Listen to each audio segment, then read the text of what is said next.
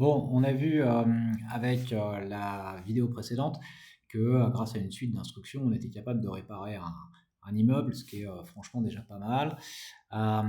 Ici, les instructions, c'était, prendre, gauche, poser, droite, ce qui nous a permis, de déplacer la grue et d'aller pas à pas pour, remplir cette mission. C'est pas mal. Malheureusement, 99 des débutants en programmation s'arrêtent là parce que c'est un petit peu fastidieux, ennuyeux et surtout c'est source d'erreurs. La solution, bien évidemment, c'est, d'utiliser la magie, de la programmation et de Python, en utilisant ce qu'on appelle des boucles qui vont permettre, de, répéter, des instructions un nombre de fois défini. Ici, dans cet exemple, sur Citizen Code, on va pouvoir, tenter d'utiliser une boucle pour aller, déplacer la grue, prendre la tête du métro qui est en case 10 et l'amener en case, 4. Alors, si on voulait procéder comme pour l'immeuble, on pourrait, hein, ça serait une suite d'instructions. On écrirait droite, droite, droite. Il faudrait l'écrire 9 fois pour aller jusqu'à la tête du métro et il faudrait mettre prendre ensuite et ça serait très, très long, très fastidieux et super boring, malheureusement. Donc, ce que je vous propose, c'est d'utiliser la magie de Python et d'utiliser les loops. Alors, une loop, comment ça s'écrit en Python? C'est assez simple. C'est très codé. Il faut écrire for loop in range. Loop, c'est boucle, hein, for loop in range, le nombre de fois.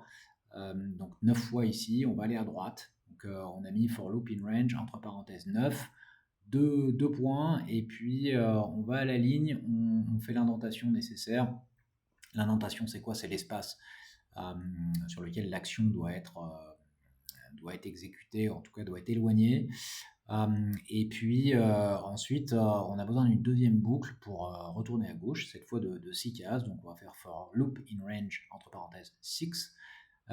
Les deux points, on indente l'action gauche et puis on va poser. Et ça nous a permis en 6 lignes de code de faire des instructions, de nous déplacer d'abord 9 cases vers la droite, puis 6 cases vers la gauche, parce que bien évidemment, si on l'avait fait étape par étape, n'aurait pas été possible. Donc vous voyez le pouvoir des boucles, c'est vraiment quelque chose d'assez phénoménal, d'en plus assez magique et relativement simple. Alors l'intérêt extraordinaire de la plateforme Citizen Code, c'est qu'elle vous permet de vous entraîner. Et ici, j'ai ouvert une nouvelle interface où vous allez pouvoir essayer de placer le cockpit sur la fusée pour qu'elle décolle enfin. Et bien évidemment, il va falloir utiliser une boucle. Alors moi, je l'ai déjà écrite ici, mais elle ressemble trait pour trait à celle qu'on a faite pour le métro.